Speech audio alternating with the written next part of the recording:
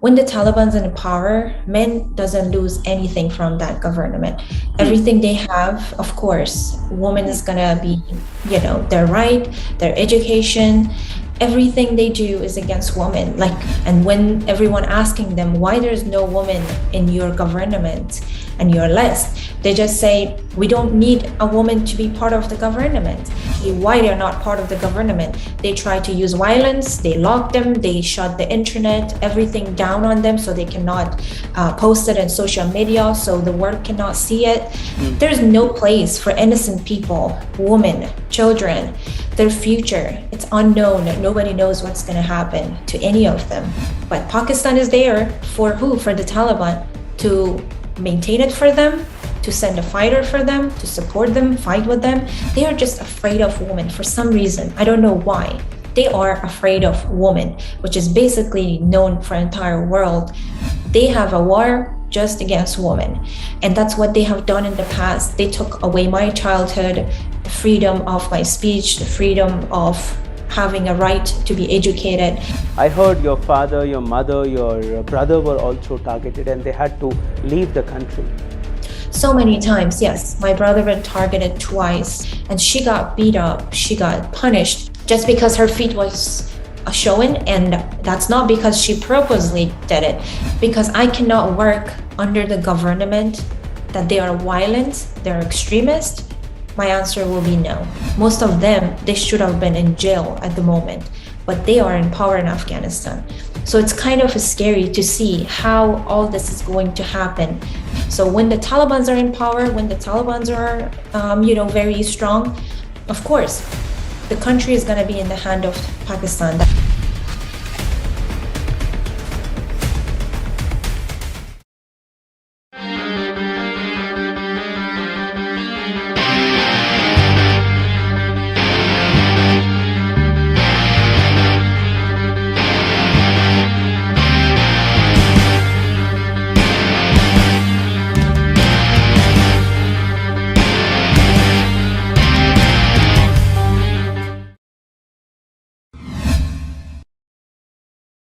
வணக்கம். ஆப்கானிஸ்தானில் நடக்கக்கூடிய அனைத்து அத்துமீறல்கள், அங்க இருக்கக்கூடிய புதிய அரசாங்கம், அதாவது தாலிபானில் அரசாங்கம் எத்தனையோ வருடங்களாக உலகத்திற்கு முன் தீவிரவாதிகளாக தெரிந்து வந்த இந்த நபர்கள் கையில் ஒரு நாடு இன்னைக்கு போய்விட்டது. 20 வருடங்களாக அமெரிக்கா இந்த நாட்டை ஆண்ட பின் கூட அமெரிக்காவால் கூட எதுவுமே செய்ய முடியவில்லை. ஒரு சிறிய பெண் குழந்தை ஸ்கூலுக்கு கூட போக முடியாமல் தன்னுடைய படிப்பை நடுவிலேயே நிறுத்திவிட்ட அந்த பெண், அமெரிக்கா ஆப்கானிஸ்தானிற்கு வந்த பெண் தன்னுடைய படிப்பை தொடங்கி இன்னைக்கு ஆப்கானிஸ்தானின் முதல் பெண் பைலட்டாக வெளிவந்திருக்கிறார். ஆனால் இந்த பெண்மணி பைலட் ஆன உடனேயே இந்த பெண்ணுடைய குடும்பத்தினரை டார்கெட் செய்தார்கள். இந்த பெண்ணுடைய தாயாரை, தகப்பனரை, இந்த பெண்ணுடைய தம்பியை கொடுமைப்படுத்தினார்கள். இந்த பெண்ணை கொலை செய்வதற்காக எத்தனையோ முறை முயற்சி எடுத்தார்கள். இந்த பெண்ணுடைய குடும்பத்தினர்கள் ஆப்கானிஸ்தானை விட்டு தன்னுடைய உயிரை காப்பாற்றுவதற்காக வேறொரு நாட்டிற்கு தப்பிச் சென்றார்கள். இந்த பெண்மணிக்கு தமிழ் தெரியாது, இந்த பெண்மணிக்கு ஹிந்தியும் தெரியாது. இந்த ஒட்டுமொத்த இன்டர்வியூவுமே ஆங்கிலத்தில் இருக்க போகிறது. இந்த இன்டர்வியூவிற்கான சப்டைட்டிலை கீழே தமிழில் எழுத முயற்சி செய்வோம். இந்த பெண்ணுடைய ஆதங்கத்தை எந்த அளவில் இந்த பெண் கொட்டி வருகிறார் என்று பாருங்கள். ஆப்கானிஸ்தானில் இருக்கக்கூடிய சிறு குழந்தைகள், பெண்களுக்காக எந்த அளவில் இந்த பெண்மணி வருத்தப்படுகிறார் என்று நீங்களே பாருங்கள். நிலூஃபர் ரஹ்மானி தமிழகத்தில் முதல் முறையாக இந்த பெண்மணி ஒரு சேனலுக்கு இன்டர்வியூக்காக ஒத்துக்கொண்டிருக்கிறார். இவருடைய நோக்கம் உலகத்திற்கு தாலிபானுடைய உண்மையான முகம் தெரிய வேண்டும் என்று. நிலூஃபர் ரஹ்மானியுடன் கலந்து அவருடைய அனைத்து கேள்விகளையும் கேட்டு அதற்கான விடயத்தை கேட்டு தெரிஞ்சுக்கலாம். வாருங்கள். Welcome to the Rooster News, Niloofar, and thank you so much for joining with us. My first question, how do you see the new government, Taliban government in Afghanistan? Well, thank you for having me. If you ask me, I don't actually recognize the Taliban government as an actual government. And I don't think I would ever recognize them as a real government. Okay. Niloofar, you have seen your childhood under Taliban's rule. and I heard I have read about you where you have to drop your schooling when they were ruling Afghanistan, and later when the US came into the picture, and that is when you resumed your schooling, and then today what you are, the first woman pilot of Afghanistan. So how do you see the Taliban then and the Taliban now? Well, definitely, they are still the same Taliban that they were 20 years ago. They're still the same, probably even worse, because, when the Taliban's in power, men doesn't lose anything from that government. Everything they have, of course, woman is gonna be, their right, their education, everything they do is against women. Like we all know, they announced their government and there's not even one position open for a woman.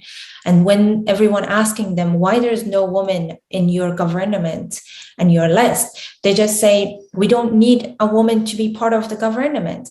They start doing what they were doing before. Woman has no place on their government.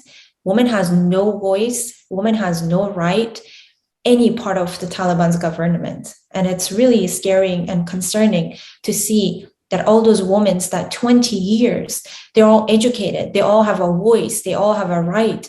Now it's all taken away from them. In the matter of 2 seconds, it's all gone. And I'm honestly very concerned about their future. And they're trying to raise their voices, they're trying to speak out, but all they get is a violence from the Taliban. They get beat up, they turn off the Wi-Fi. So when they show their violence, women are not allowed to even post it to the world to show the Taliban hasn't changed. They're still the same people that they were 20 years ago, probably even worse.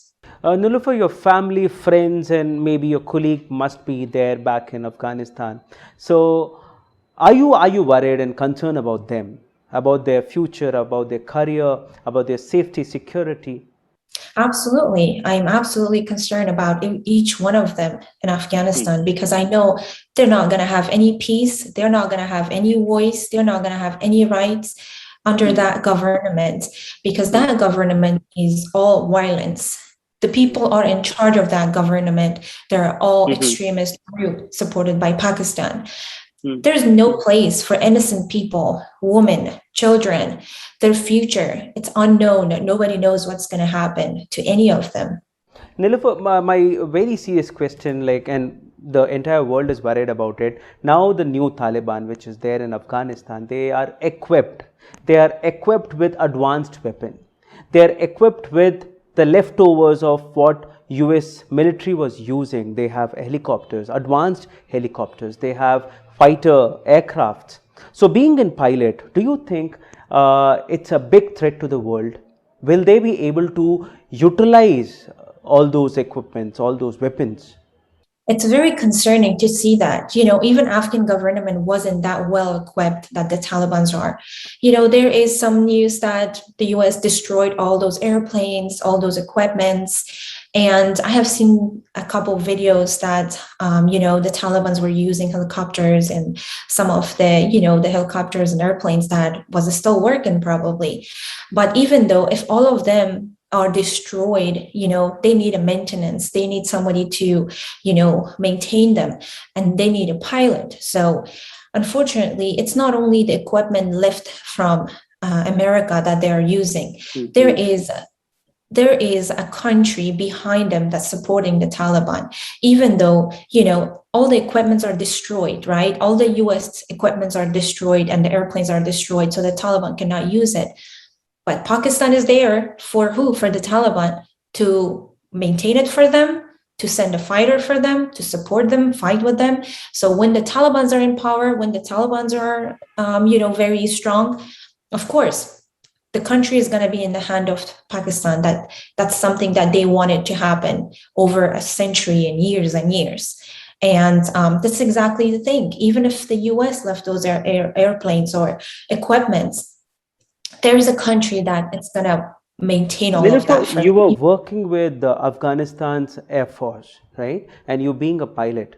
I think I'm 200% sure that you would have been knowing a lot more things than what the rest of the world know. What kind of influence does Pakistan was having over Taliban and Afghanistan? Well, not only I would say that most of the Afghan people would tell you Pakistan plays a huge game in Afghanistan. They interference with everything in Afghanistan. They are the cancer for Afghanistan. Until that cancer is not wiped from the earth, Afghanistan never is going to be in peace. Because over years, Pakistan always interferes with Afghanistan's political matters, with the land, with everything. And now we all know how the Taliban gets so trained, well trained, they get equipped. Of course, it's the Pakistan, the training base, the ISIS-K, whoever you can name it, they are trained inside Pakistan. And that's everybody would even say that Pakistan plays a huge game in Afghanistan.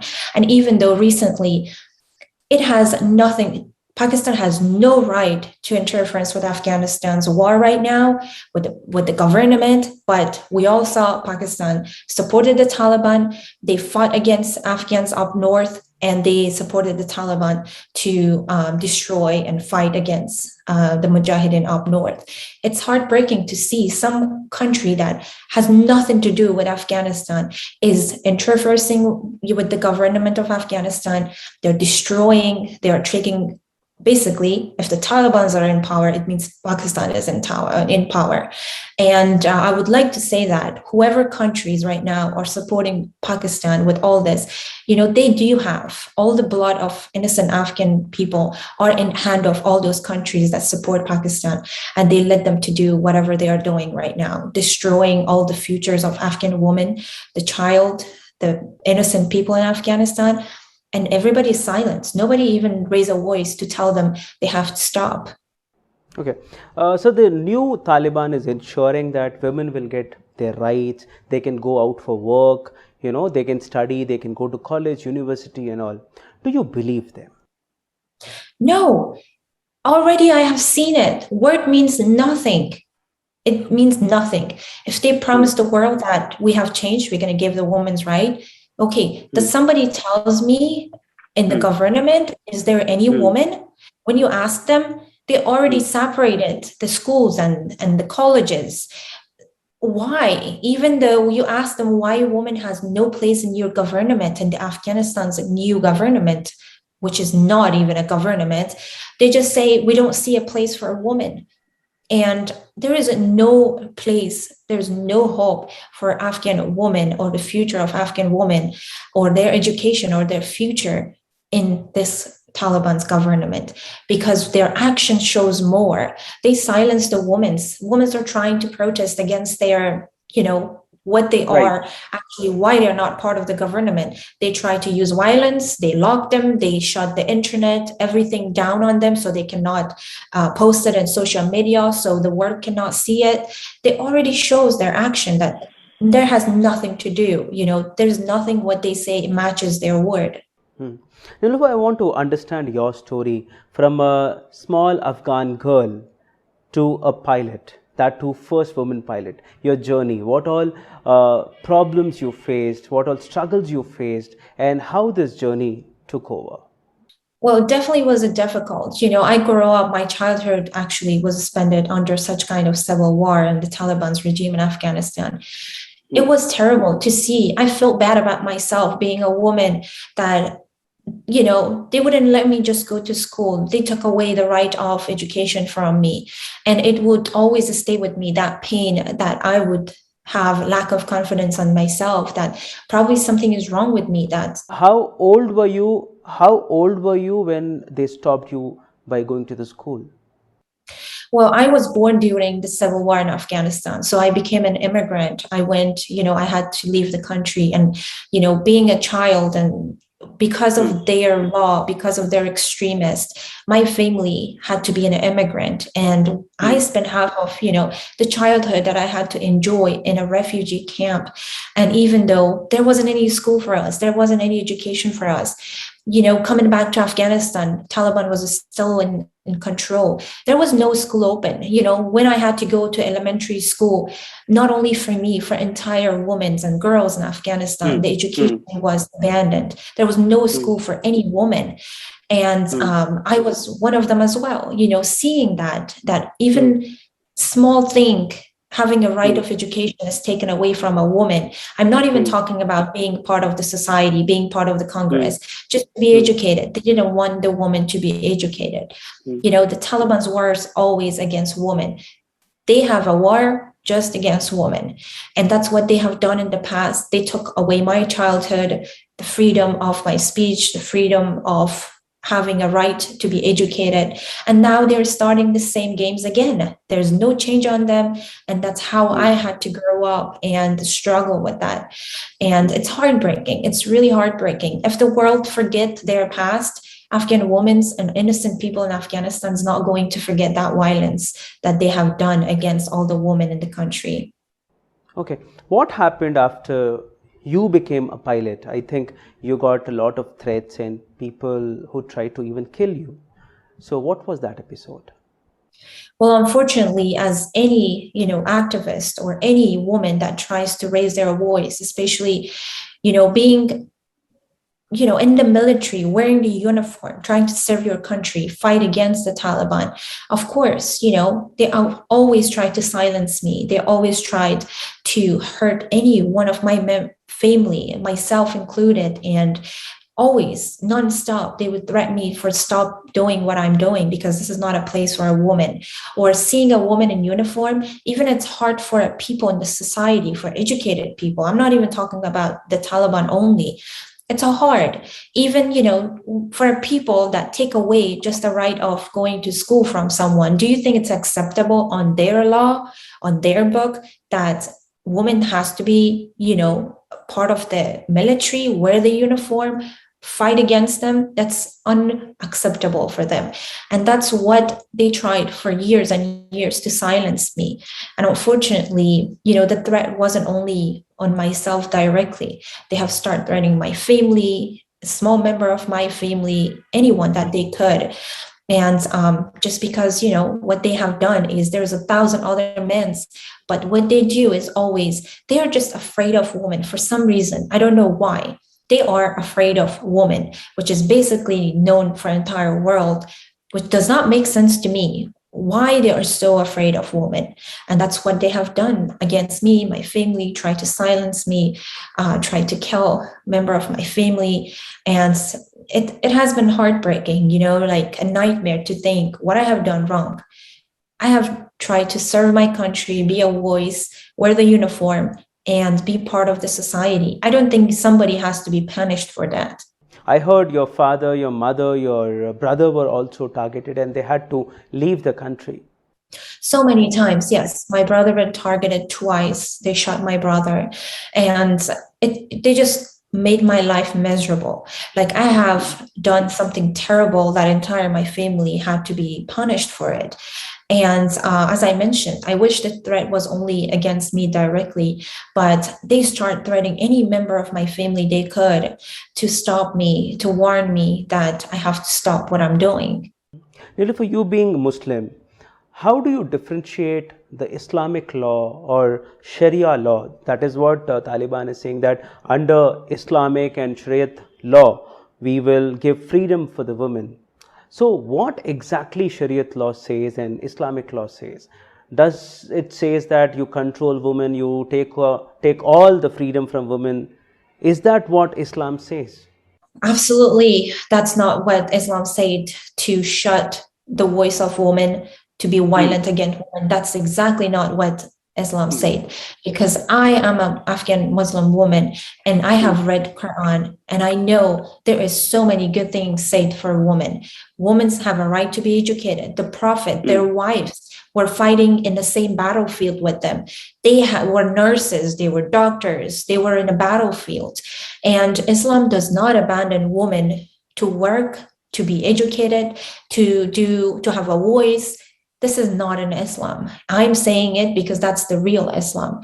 Those extremist group that they're using the name of Islam and whatever is in their mind and opinion, they put it on the religion and says religion says you have to be violent against women, you have to be given no voice to a woman. That's not what Islam says. That's absolutely wrong, and I would 100% guarantee that that's wrong. That's not what Islam says. Islam gave a right for a woman to be educated and have a voice, but in their book, in those extremist book, it's always blame it on religion, that religion says a woman has no voice. In the name of Islam, Taliban is actually misleading the young mind. And I heard that your mother was also targeted once when she was taking a sick child to a hospital, and she was brutally beaten by the Talibanis.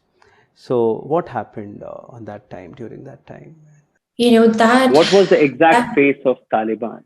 That memory, for any child in the world, it stick with them forever.